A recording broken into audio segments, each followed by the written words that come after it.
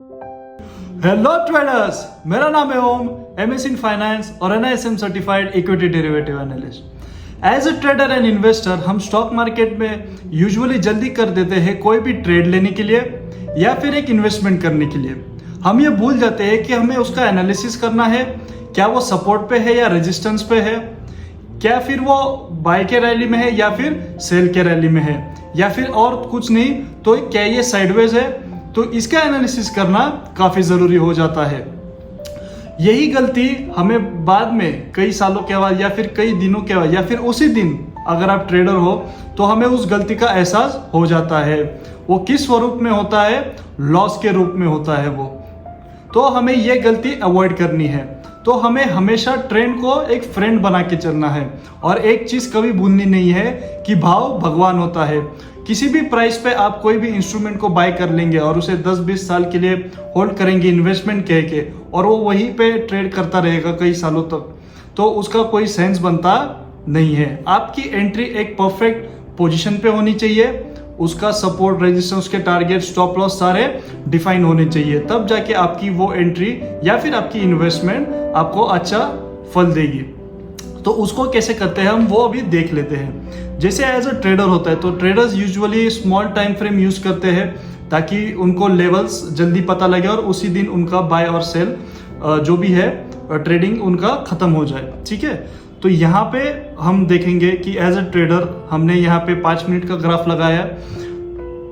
तो जैसे हम यहाँ पे देख सकते हैं कि यहाँ पे हमें एक अच्छी खासा सेल मिला था रेजिस्टेंस से, ठीक है, और यहाँ पे हमें एक बाय का कैंडल मिल गया था।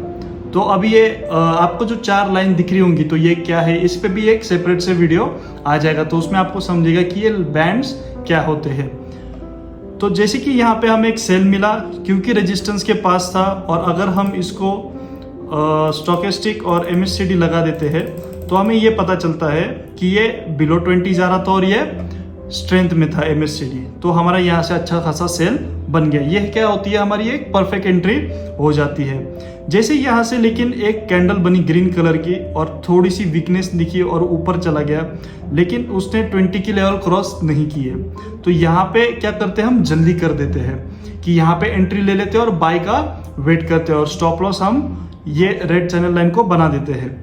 लेकिन क्या होता है कि मार्केट नीचे आ जाता है क्योंकि वो अभी भी परफेक्ट बाय के ट्रेंड में नहीं है। बाय के ट्रेंड में वो कभी आएगा जब भी उसका वीकनेस और स्टॉकेस्टिक उसका अबव 50 जा रहा होगा, तभी वो हमारे बाय के ट्रेंड में रेंज बाउंड मार्केट में आ जाएगा। तो हमारा यहाँ से एक अच्छा खासा बाइंग हो जाता है क्योंकि स्टॉकेस्टिक 50 के ऊपर जा रहा है, अच्छी पॉजिटिव क्रॉसओवर दिया और यहाँ पे स्ट्रेंथ भी काफ़ी बढ़िया है, तो यहाँ पे हमारा एक अच्छा ट्रेड हो जाता है। तो ये गलती एज अ ट्रेडर हमें नहीं करनी है क्योंकि मार्केट आपको अपॉर्चुनिटी देती है कि आप एक पॉइंट पे आओ, आपको प्राइस मिलेगा और आप उस प्राइस से बाय या फिर सेल, जैसे आपका व्यू है स्क्रिप्ट के ऊपर, तो आप उसको बाय या फिर सेल करके आप चल सकते हो। जल्दबाजी हमें बिल्कुल भी नहीं करनी है, हमें ट्रेंड को फ्रेंड बना के रखना है या फिर वो हमारा एनिमी बन जाएगा। ठीक है, और यही कारण है कि काफ़ी सारे लोग इस मार्केट से वाइप आउट हो जाते हैं, गलत एंट्री या फिर ज़्यादा क्वांटिटी में ट्रेडिंग हो जाती है एक दो बार प्रॉफिट होने के बाद। तो यहाँ वो चीज़ें हमें यहाँ पे अवॉइड करनी है।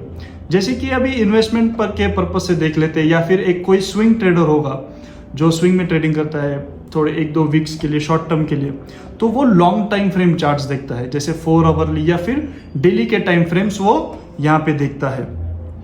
तो यहाँ पे वो यहाँ से बाय करेगा, फिर रिट्रेसमेंट आएगी तो रिट्रेसमेंट में वो वेट करेगा।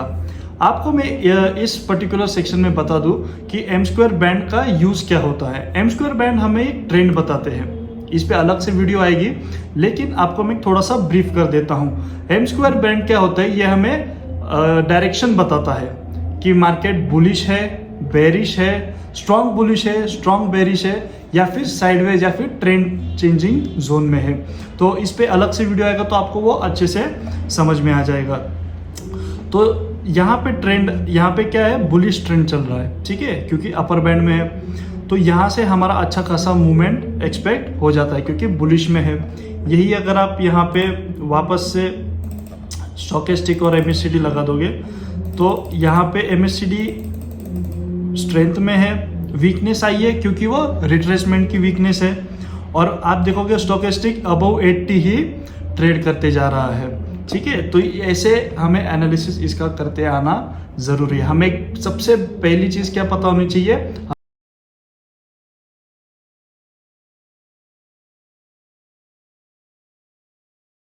सबसे पहली चीज हमें इसका ट्रेंड पता होना चाहिए कोई भी स्क्रिप्ट का। जैसे इसका देखिए, ये बुलिश जोन में है, तो यहां से आपने बाइंग कर ली, फिर हर रिट्रेसमेंट पे आप बाइंग करते करते चले गए। हर रिट्रेसमेंट से जब भी एक अच्छा रिवर्सल कॉल आया तो आप वहां पे और क्वांटिटी अपने हिसाब से, रिस्क कैपेबिलिटी के हिसाब से आप वहां पे ऐड करते करते आप यहां से अच्छा खासा प्रॉफिट बना सकते हो।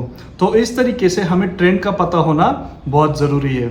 इस चैनल को लाइक कीजिए, सब्सक्राइब कीजिए और शेयर कीजिए अपने फ्रेंड्स और फैमिली के साथ, ताकि उनको भी ट्रेडिंग के जर्नी के बारे में सारी इंफॉर्मेशन इस चैनल से मिल जाए। Thank you.